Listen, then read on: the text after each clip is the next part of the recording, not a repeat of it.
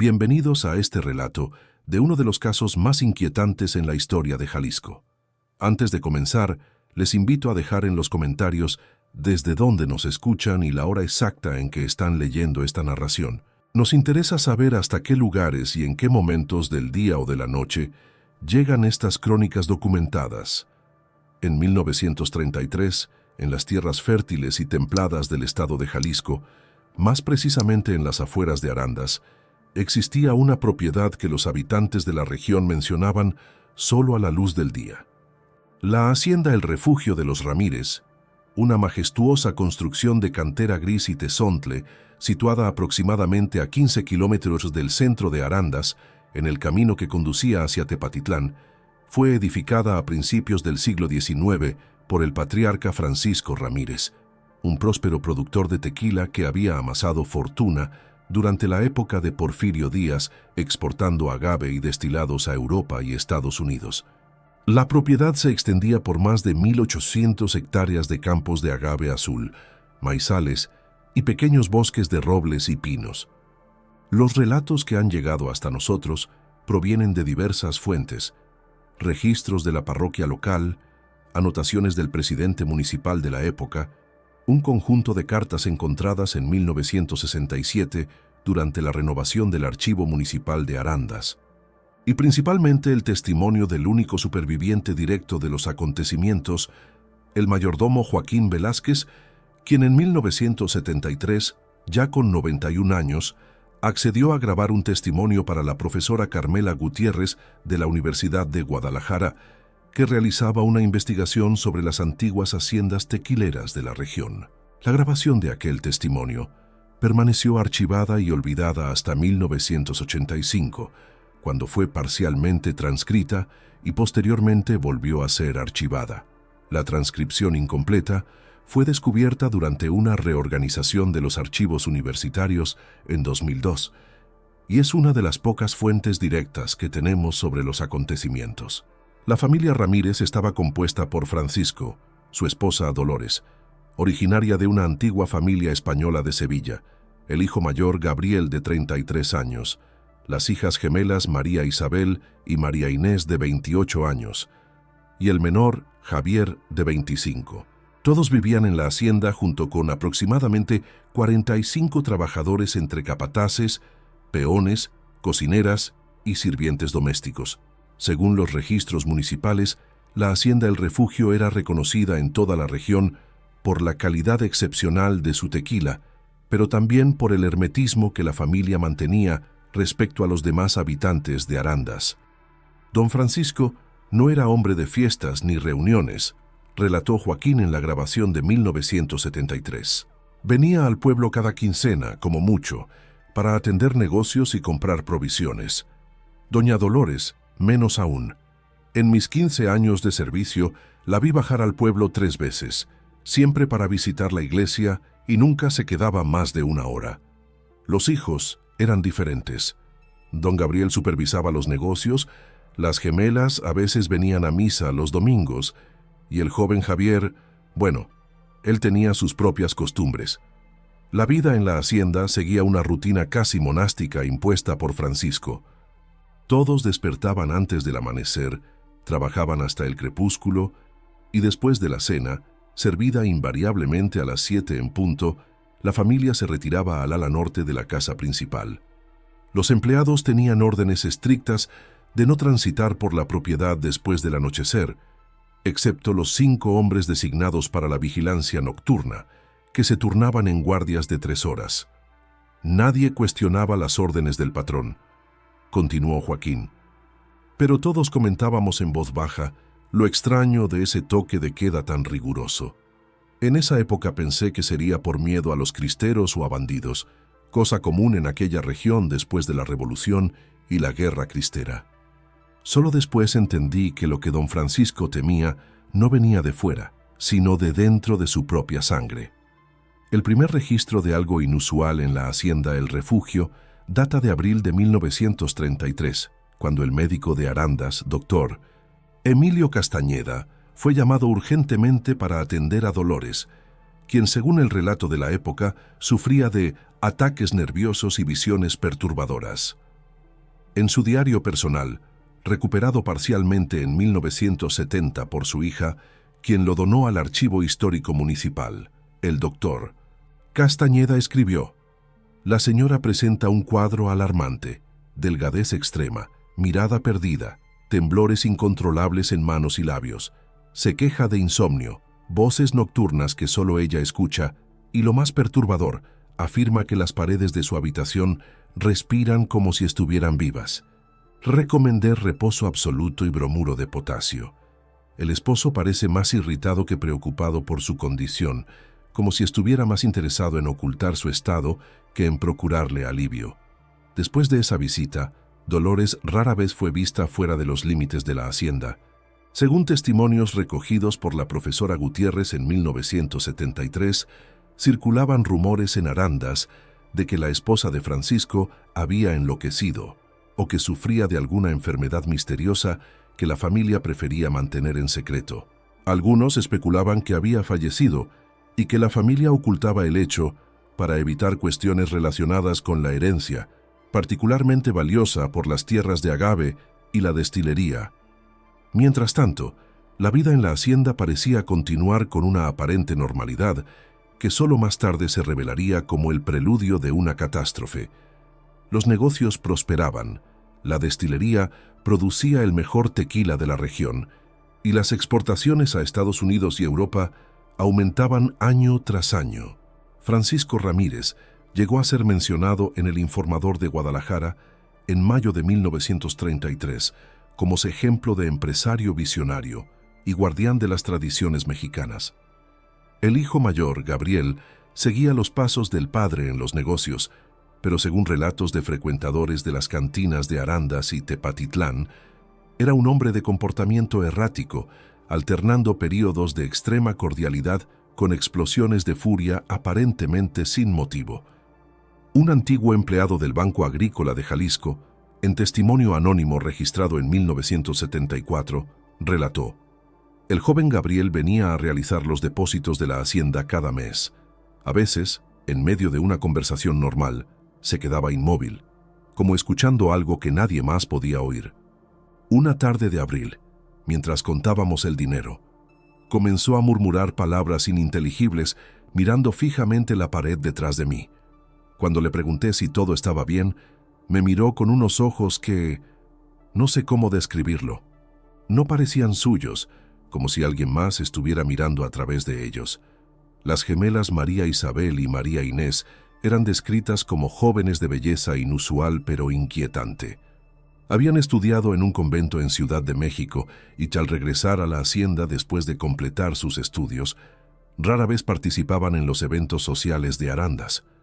Un registro en el diario de la señora Josefina Orozco, esposa del boticario y conocida por organizar las reuniones de caridad en el pueblo, menciona: «Las gemelas Ramírez asistieron al té benéfico acompañadas de su padre.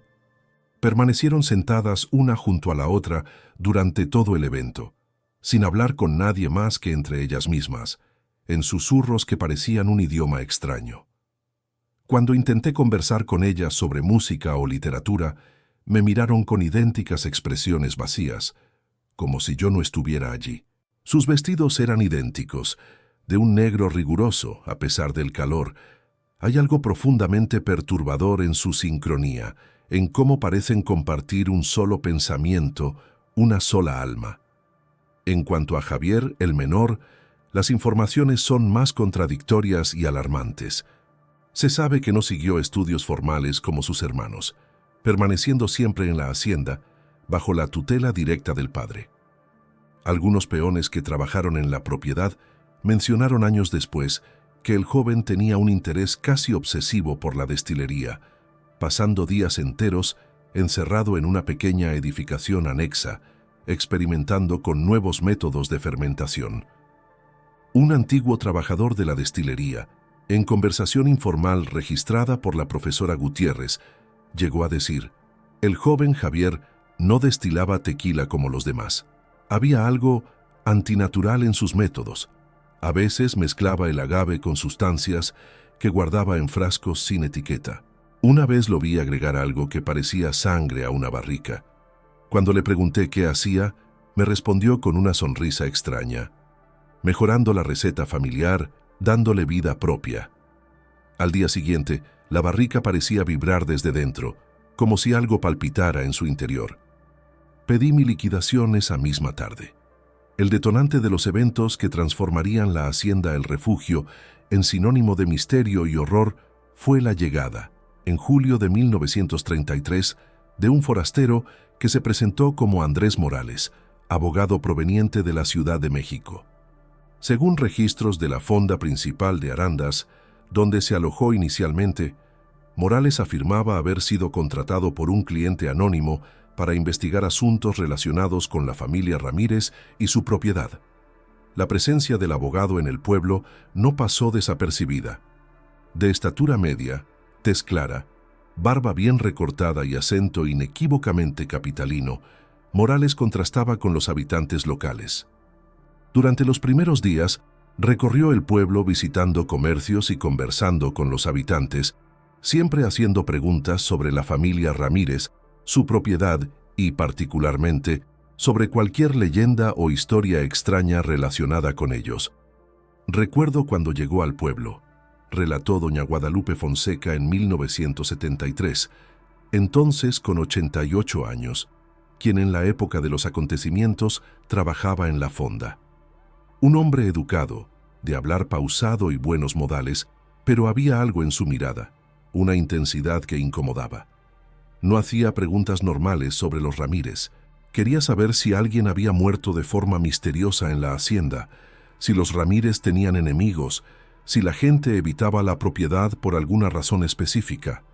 Me preguntó directamente si creía en maldiciones familiares. Le respondí que todos los Ramírez llevaban la suya desde nacimiento, y él anotó mis palabras como si fueran oro puro. Después de aproximadamente 10 días en Arandas, Andrés Morales envió una carta solicitando una reunión con Francisco Ramírez. La respuesta, sorprendentemente, fue una invitación para alojarse en la hacienda. A partir de ese momento, las informaciones se vuelven más fragmentarias, dependiendo principalmente del testimonio de Joaquín, el mayordomo, y de cartas intercambiadas entre Gabriel Ramírez y un destinatario en Ciudad de México identificado solo como R.M., encontradas décadas después. Según Joaquín, la llegada de Morales a la hacienda provocó un cambio inmediato en el comportamiento de Francisco. El patrón se transformó desde que ese hombre cruzó el portal, recordaba el mayordomo, más nervioso, más vigilante, como si esperara un ataque en cualquier momento. Las discusiones comenzaron esa misma noche. Desde la biblioteca llegaban voces alteradas, primero en tono bajo, luego cada vez más fuertes. Don Francisco gritaba algo sobre derechos caducados y pactos que no pueden romperse. El abogado respondía con una calma que parecía enfurecer más al patrón. Una carta de Gabriel fechada el 25 de julio de 1933 a R.M. se revela más detalles. La presencia de Morales ha desestabilizado por completo la frágil paz de nuestra casa. Padre está convencido de que viene a reclamar algo que no le pertenece. Anoche los encontré discutiendo en la biblioteca.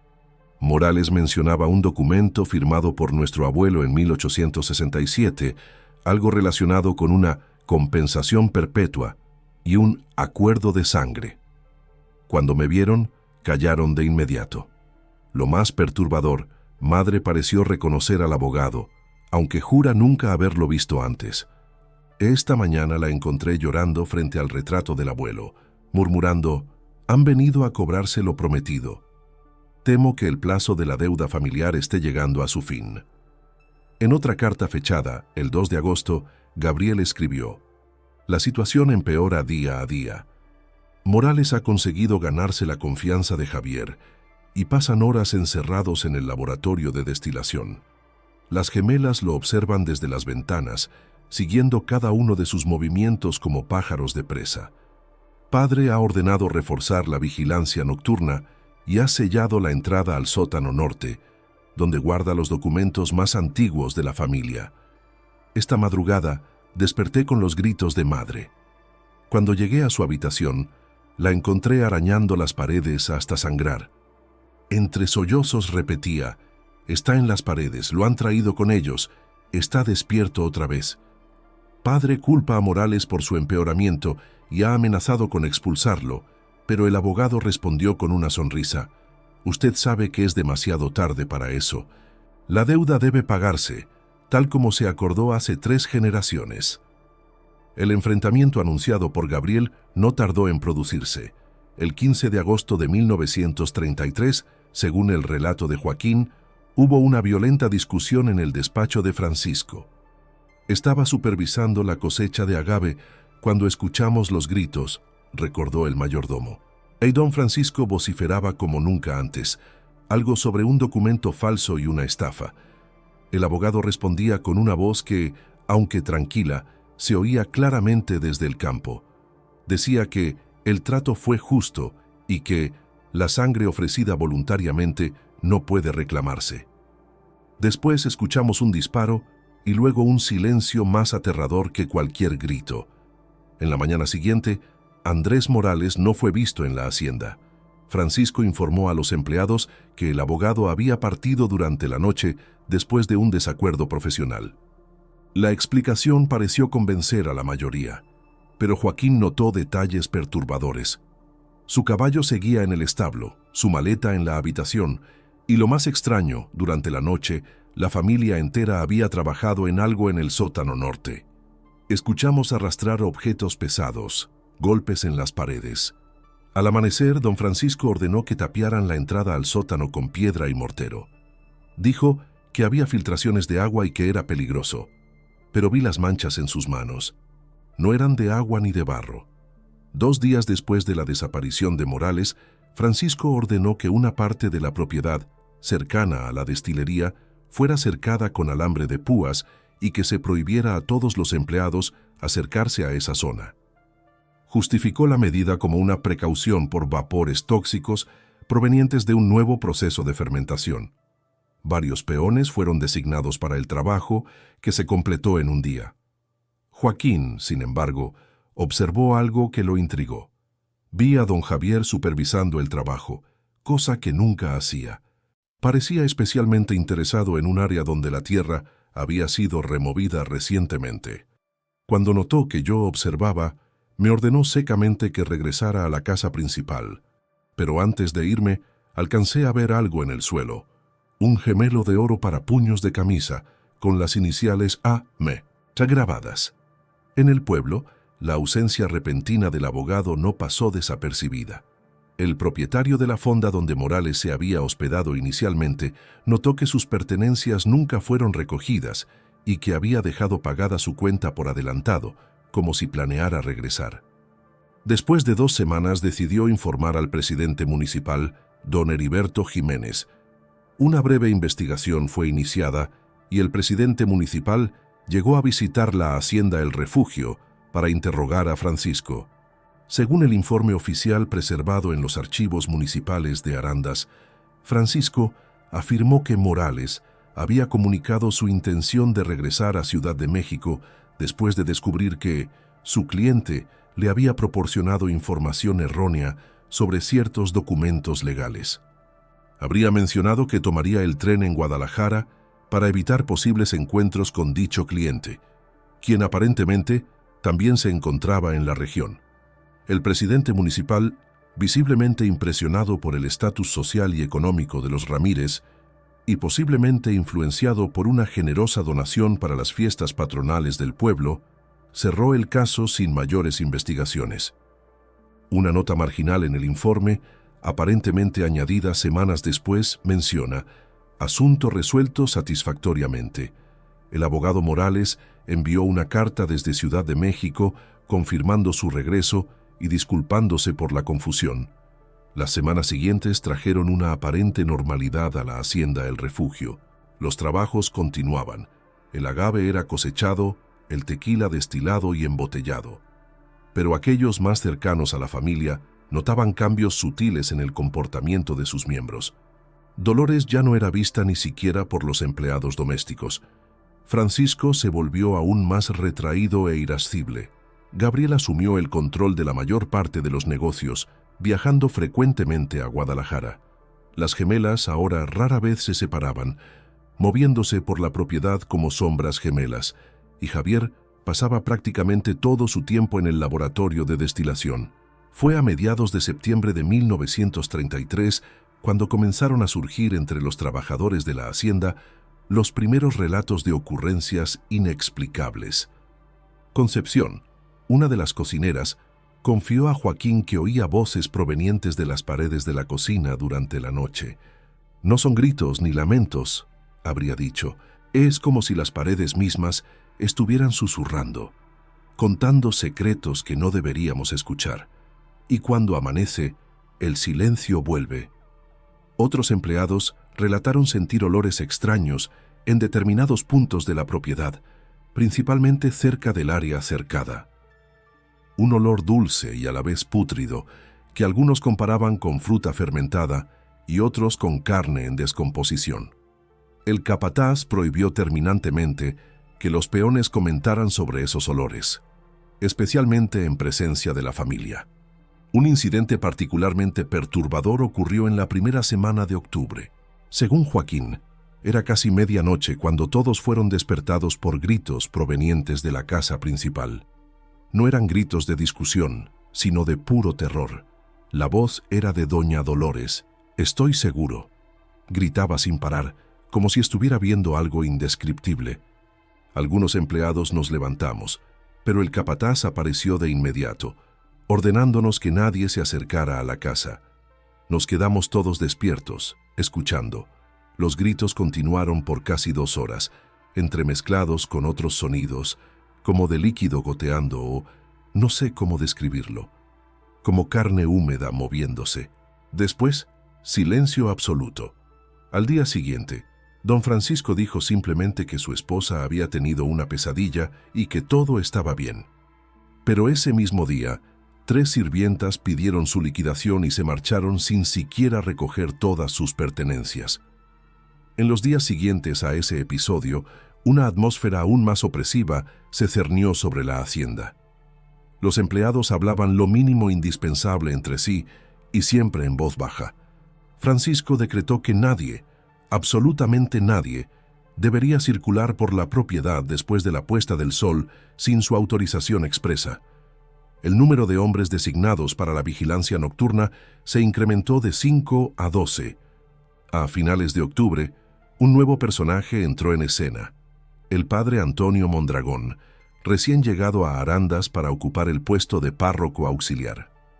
Según el libro de registros de la parroquia, el padre fue llamado a la hacienda El Refugio para administrar los sacramentos a Dolores, cuya salud aparentemente se deterioraba rápidamente.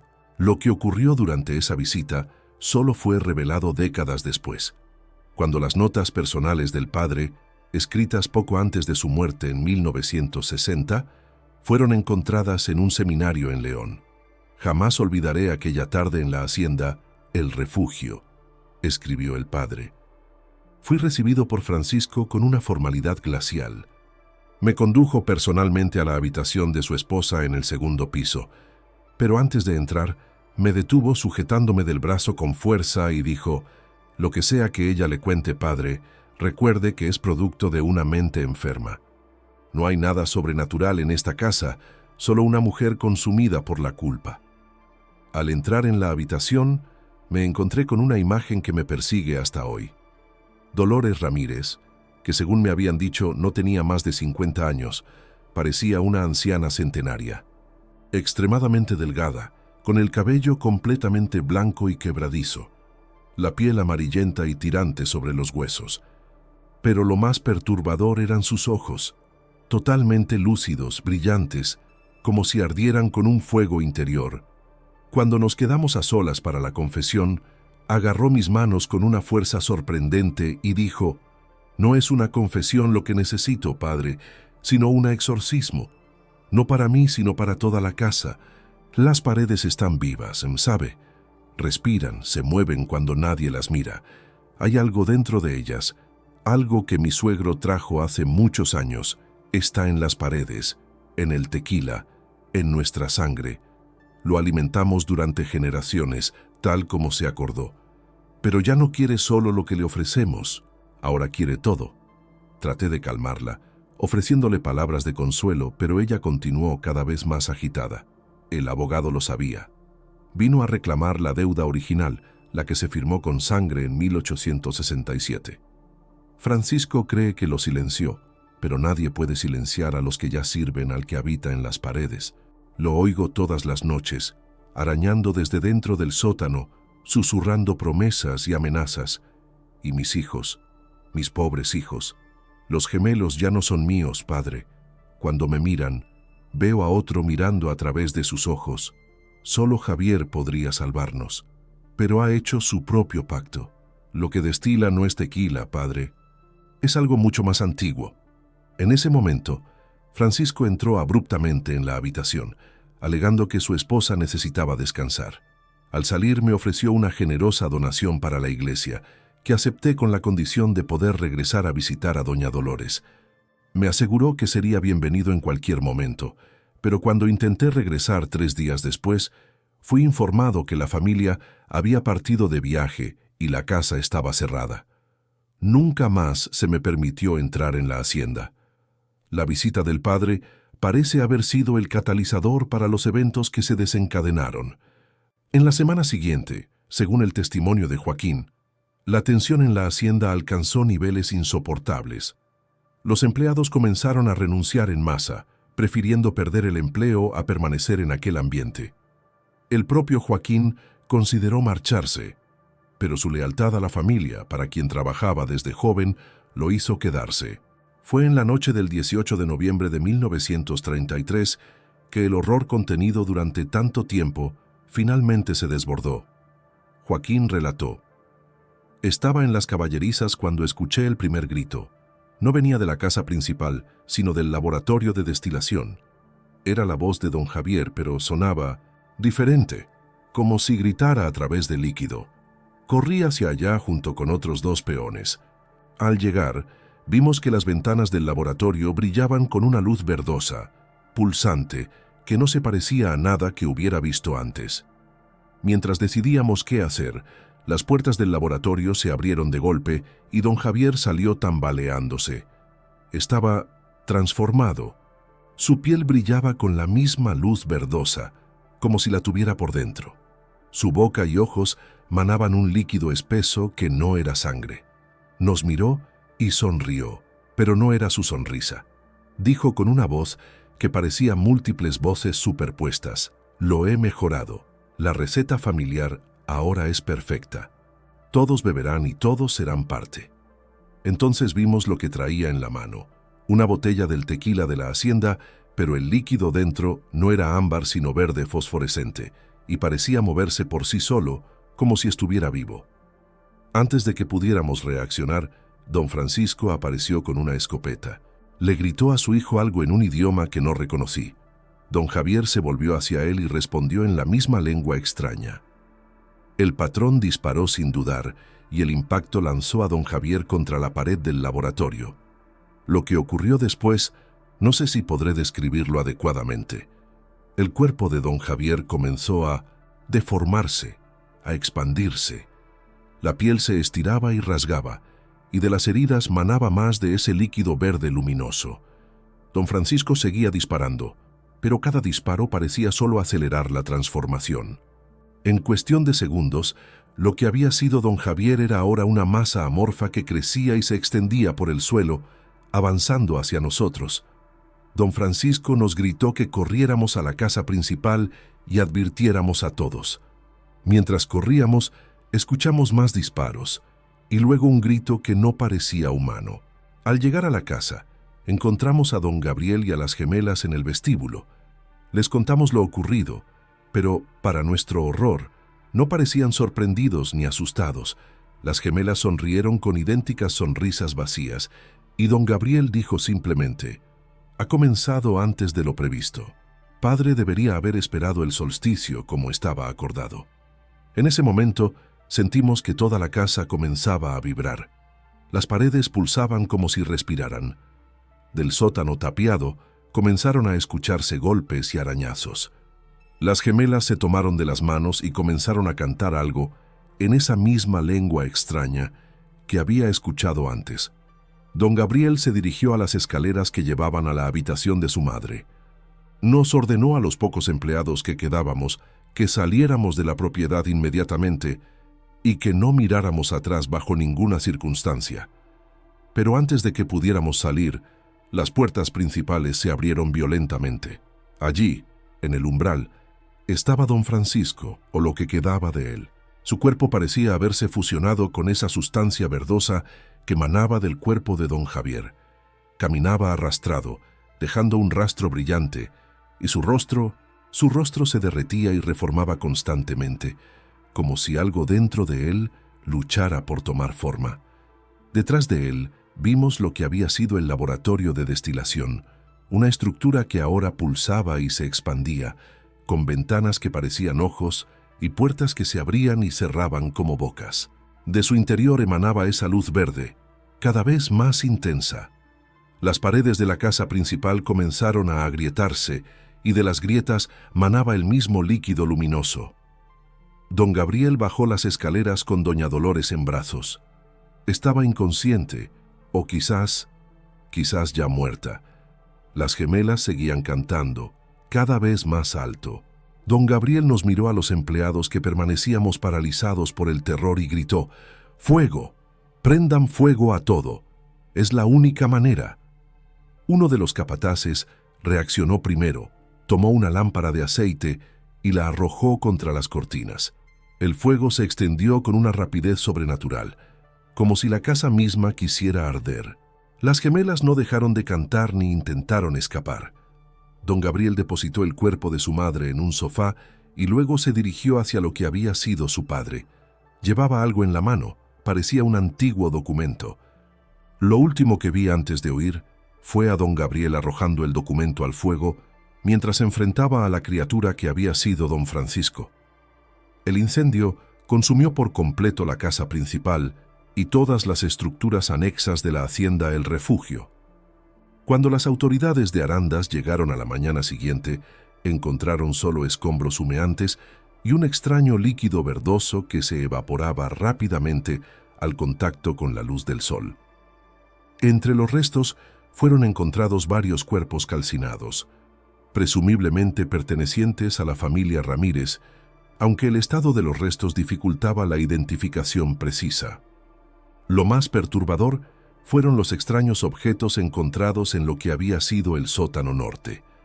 Recipientes de cerámica muy antigua, con símbolos desconocidos, conteniendo restos de una sustancia cristalizada de color verde, documentos parcialmente quemados con firmas y lo que parecían ser manchas de sangre seca, y un retrato familiar datado de 1867, mostrando al abuelo de Francisco, Rodrigo Ramírez, junto a un hombre de apariencia extranjera, identificado al reverso solo como el benefactor. La tragedia de la hacienda El Refugio conmocionó al pequeño Arandas. El presidente municipal condujo una investigación superficial, concluyendo que un incendio accidental en el laboratorio de destilación, causado por experimentos temerarios con alcohol de alta graduación, había provocado la catástrofe. La explicación fue prontamente aceptada por las autoridades regionales, ansiosas por cerrar un capítulo tan sombrío en la historia local. Sin embargo, preguntas inquietantes permanecieron sin respuesta. ¿Qué relación había entre la destilería y las extrañas ocurrencias reportadas por los empleados? ¿Cuál era la conexión con la desaparición del abogado Andrés Morales? Y lo más perturbador, ¿qué contenía realmente el documento mencionado por Gabriel, supuestamente firmado en 1867? La hacienda El Refugio permaneció abandonada por casi 2 décadas. La vegetación se apoderó de las estructuras remanentes, los campos de agave fueron invadidos por maleza y la destilería se convirtió en ruinas. Lo más extraño, ninguna planta crecía en el área donde había estado el laboratorio de Javier. Era un círculo perfecto de tierra estéril que permanecía seco incluso durante la temporada de lluvias. Apenas en 1952, un empresario tequilero de Guadalajara, Ernesto Valencia, se interesó por la propiedad, adquiriéndola por un valor muy inferior al de mercado. Desconociendo aparentemente la historia de la hacienda, o quizás demasiado ambicioso para prestarle atención, Valencia inició inmediatamente la reconstrucción de la casa principal y la renovación de los campos de agave. Trajo consigo a su familia, esposa, 3 hijos y una hija, además de numerosos empleados. Los primeros meses transcurrieron sin incidentes dignos de mención, y parecía que la sombra que se cernía sobre aquellas tierras finalmente se había disipado. Sin embargo, en noviembre de 1953, exactamente 20 años después de la tragedia de los Ramírez, comenzaron a ocurrir sucesos extraños. Empleados relataron escuchar voces en las paredes de la nueva casa. Inexplicablemente, las botellas de tequila recién producido a veces adquirían un sutil tono verdoso cuando se las observaba bajo cierta luz. Y más perturbador aún, la hija menor de Valencia, Dolores, de 15 años, comenzó a presentar un comportamiento errático similar al descrito en relación a Dolores Ramírez. Según el relato de Mercedes Valencia, hermana mayor de Dolores, registrado por un periodista local en 1967, mi hermana cambió por completo. Comenzó a despertarse en medio de la noche, diciendo que oía a alguien cantando dentro de las paredes. Pasaba horas mirando hacia el antiguo círculo estéril donde alguna vez estuvo el laboratorio, como hipnotizada. Comenzó a dibujar símbolos extraños, idénticos a los que posteriormente descubrimos grabados en las piedras del sótano de la antigua casa, y repetía siempre la misma frase: el trato sigue vigente, solo cambian los nombres. Nuestros padres estaban desesperados. Consultaron médicos, sacerdotes, incluso curanderos tradicionales. Nada funcionó. Dolores empeoraba día a día. Su piel se volvió pálida, casi translúcida, y juraba que a veces podía ver un líquido verde corriendo por sus venas en lugar de sangre. Una noche de diciembre, mientras cenábamos, Dolores anunció con una voz extrañamente adulta: ha llegado el momento de renovar el pacto. El benefactor está esperando. Nuestro padre, furioso y asustado, le prohibió hablar así. Ella lo miró con una expresión que no era la suya y respondió: usted no es un Ramírez de sangre, pero vive en su tierra y bebe de su fuente. El pago es obligatorio, con o sin su consentimiento. Esa misma noche, Dolores desapareció. Su habitación estaba vacía, pero las paredes estaban cubiertas de los mismos símbolos extraños que dibujaba, hechos con lo que parecía ser sangre mezclada con un líquido verde brillante. En el centro de la habitación encontramos una botella del tequila de la hacienda, pero el contenido pulsaba suavemente, como si estuviera vivo. La desaparición de Dolores Valencia fue la gota que colmó el vaso. Menos de un mes después, la familia abandonó la propiedad, vendiéndola a un precio irrisorio, y regresó a Guadalajara. La hacienda pasó por varios propietarios en las décadas siguientes, pero ninguno permaneció más de 2 o 3 años. Siempre se repetía el mismo patrón: incidentes inexplicables, sensación de presencias invisibles, desapariciones de animales y, en algunos casos, de personas. Lo que sea que haya despertado en esas minas, lo que sea que trajo a su casa, puede quedarse con todo. No quiero nada que haya sido tocado por eso. Doña Luz María tenía familia numerosa en Arandas. Los Ochoa eran una familia grande y tradicionalmente muy unida. Sin embargo, cuando el juez contactó a sus hermanos y primos para informarles de la situación, la respuesta fue similar. Ninguno quiso saber nada de la herencia. En 1968, el gobierno de Jalisco expropió el área para la construcción de una carretera estatal. Durante los trabajos de nivelación, cerca del lugar donde había estado el laboratorio de destilación, los operarios hicieron un descubrimiento macabro: una fosa común conteniendo restos humanos de al menos 7 individuos diferentes, en diversos estados de conservación. Junto a los restos, fueron encontrados objetos personales que, según testigos, correspondían a personas desaparecidas en la región durante las últimas décadas. Más perturbador, sin embargo, fue el descubrimiento hecho algunos metros más allá: una serie de recipientes de cerámica sellados, conteniendo un líquido verde cristalizado, y lo que parecía ser un esqueleto humano con deformaciones inexplicables, presentando protuberancias óseas en forma de ramificaciones que partían del cráneo y la columna vertebral. Este hallazgo nunca fue oficialmente registrado, y los trabajadores fueron instruidos a reenterrar los restos y guardar silencio sobre el asunto.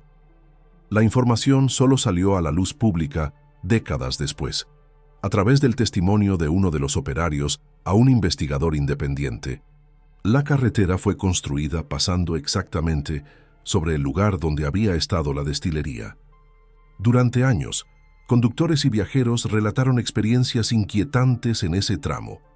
Fallos eléctricos en vehículos, aparición repentina de neblina verde luminosa, incluso en días despejados, y la sensación de una sed insoportable que desaparecía tan pronto como se alejaban de la zona.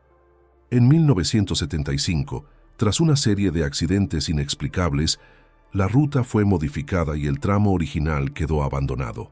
Hoy, la naturaleza ha reclamado gran parte del terreno que alguna vez ocupó la hacienda El Refugio.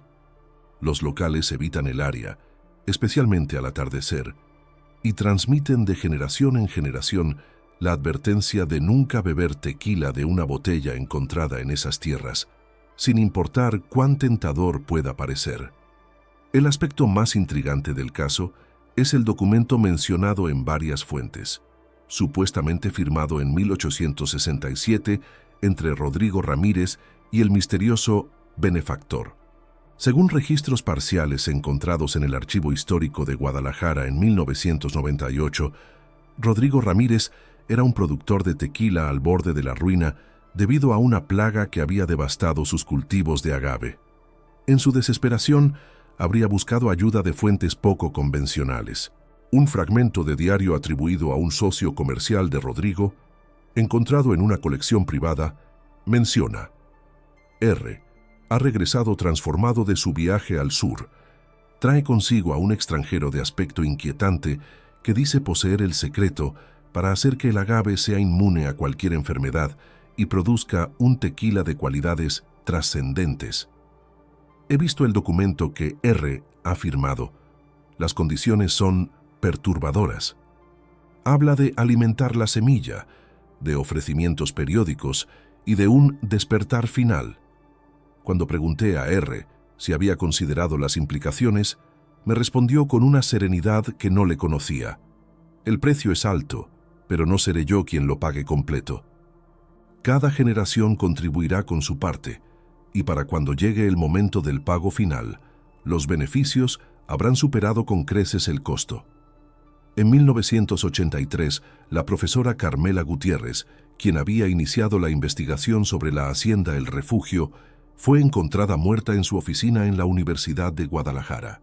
La causa oficial de muerte fue un ataque cardíaco, pero colegas que la vieron el día anterior declararon que gozaba de perfecta salud y que estaba especialmente entusiasmada por un descubrimiento reciente relacionado con su investigación. Según su asistente, Manuel Orozco, la profesora había encontrado una botella del tequila original de los Ramírez en una colección privada. Era una botella muy antigua, de antes de la tragedia, recordó Manuel en una entrevista en 2001. El líquido tenía un sutil tono verdoso y parecía cambiar de densidad cuando se lo observaba durante cierto tiempo. La profesora estaba fascinada. Planeaba analizarlo en el laboratorio de química. La última vez que la vi, estaba observando la botella a contraluz. Me dijo algo extraño. Creo que está mirándome desde dentro. Al día siguiente la encontraron muerta y la botella había desaparecido. Manuel intentó continuar la investigación, pero después de meses de búsqueda infructuosa, abandonó el proyecto. En sus notas personales, encontradas después de su repentina renuncia y partida a Estados Unidos en 1984, escribió: «He seguido el rastro del documento original firmado por Rodrigo Ramírez. Todos los caminos conducen a un abogado llamado Román Morales, que ejerció en Ciudad de México entre 1920 y 1933. El apellido no puede ser coincidencia. Creo que Andrés Morales era su hijo o nieto, enviado para reclamar el cumplimiento del pacto cuando se acercaba la tercera generación, tal como estipulaba el documento original. lo más perturbador, he encontrado fotografías de Román Morales y del misterioso benefactor, que aparece en el retrato de 1867. El parecido es demasiado exacto para ser casualidad. Estamos hablando de la misma persona, aparentemente sin envejecer en más de 60 años. He recibido una botella de tequila anónima en mi apartamento. No había nota, solo un sello de cera con el mismo símbolo que aparecía en los recipientes encontrados en la hacienda. El líquido tiene ese inconfundible tono verde. A veces, cuando la luz incide de cierta manera, juraría que puedo ver formas moviéndose dentro, como rostros presionando contra un cristal, intentando salir. No he dormido en 3 días. Las paredes de mi apartamento parecen respirar en la oscuridad.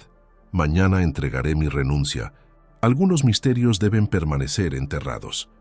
En 2005, un grupo de estudiantes de antropología de la Universidad de Guadalajara decidió visitar las ruinas de la hacienda El Refugio como parte de un proyecto sobre leyendas rurales de Jalisco.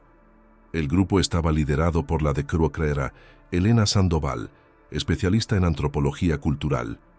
Obtuvieron permiso para acampar en la zona durante un fin de semana.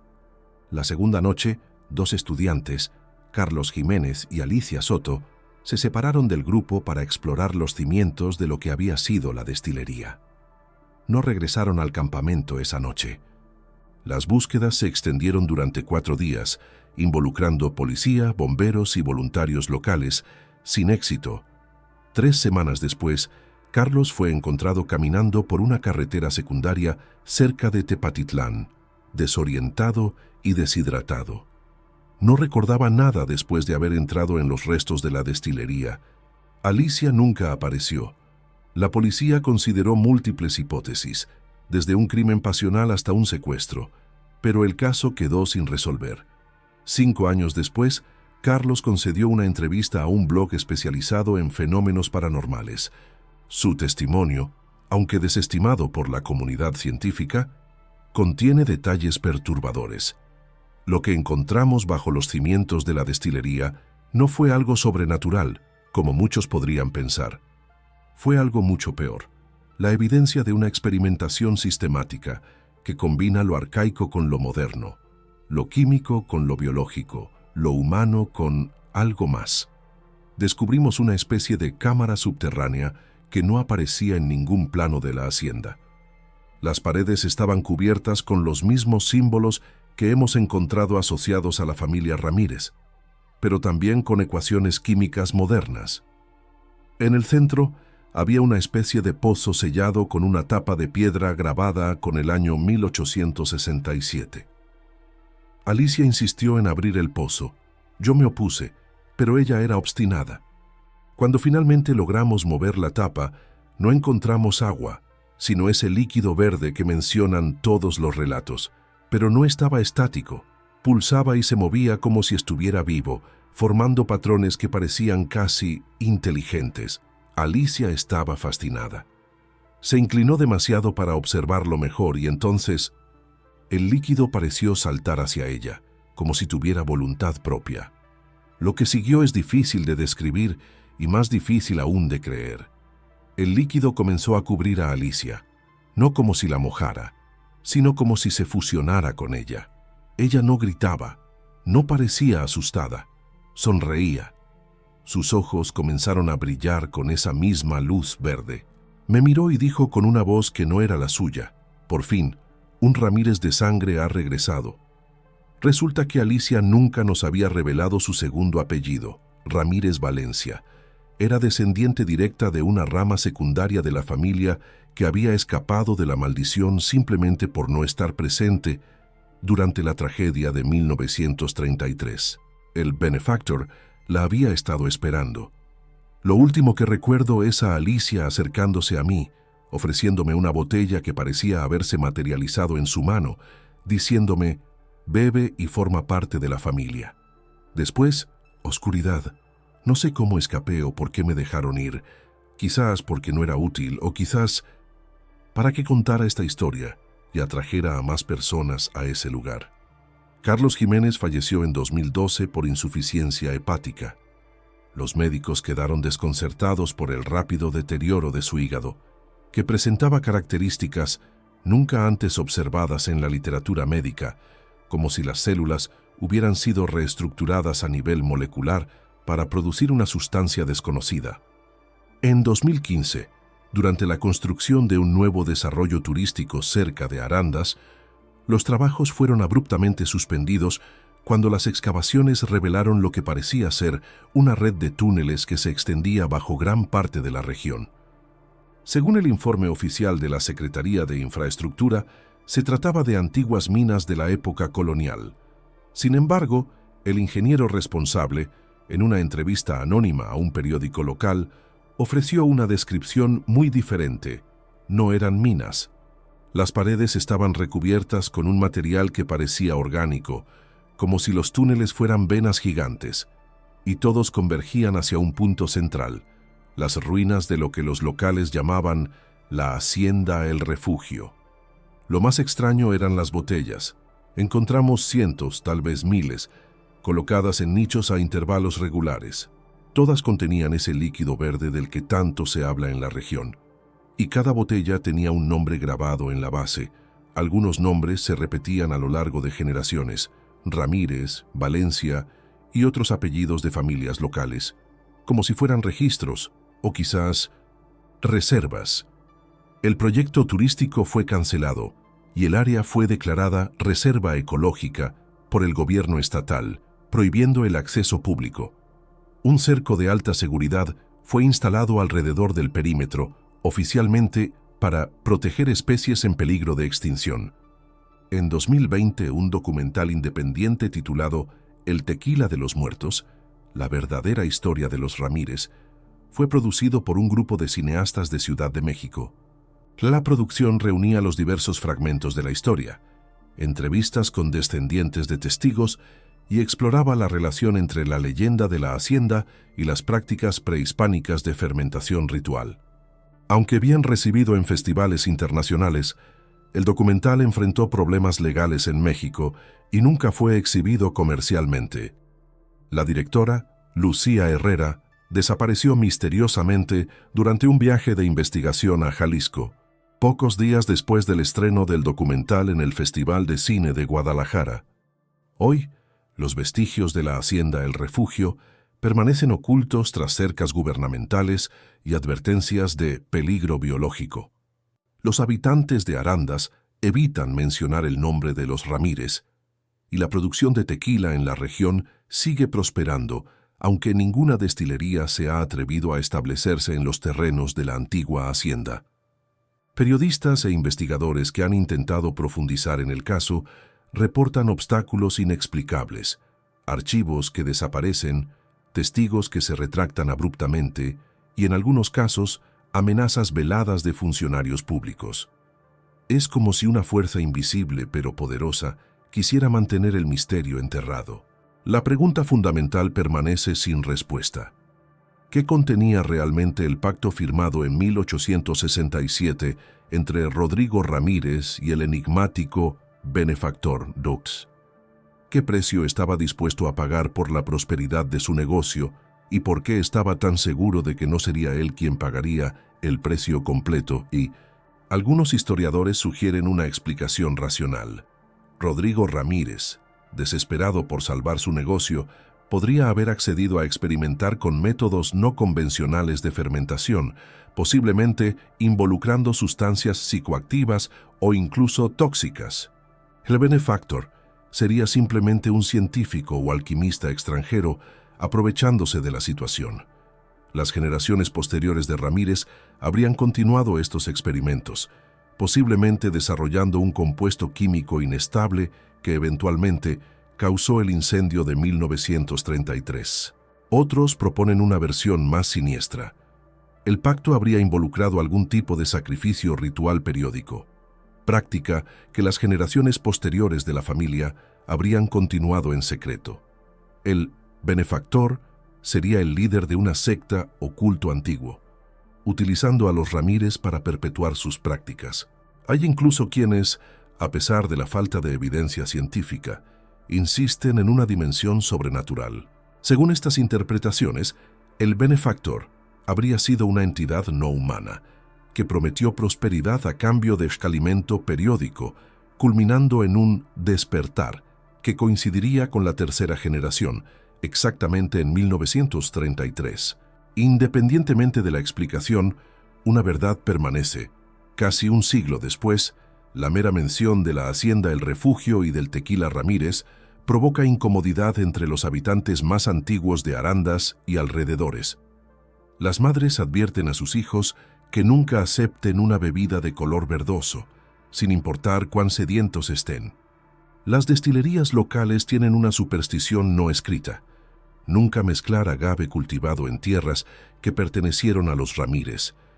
Y aún hoy, en noches particularmente oscuras, cuando el viento sopla desde las colinas donde se alzaba la hacienda, algunos juran percibir un aroma dulce y a la vez pútrido, como de agave fermentado, mezclado con algo más antiguo y más oscuro.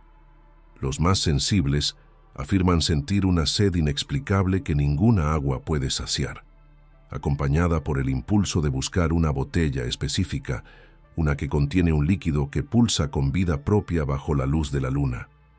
El misterio de la hacienda. El refugio continúa enterrado en el pasado, pero como el líquido verde que supuestamente aún fluye por túneles subterráneos, encuentra formas de emerger a la superficie, buscando nuevos nombres para añadir a su colección, nuevas generaciones, para continuar un pacto firmado hace más de 150 años. Como escribió Manuel Orozco en su última anotación, algunos secretos son como el tequila, mejoran con el tiempo, pero nunca pierden su capacidad de quemar desde dentro. Y algunos pactos, una vez firmados con sangre, no terminan con la muerte de quienes los firmaron. Continúan generación tras generación hasta que la deuda sea pagada por completo.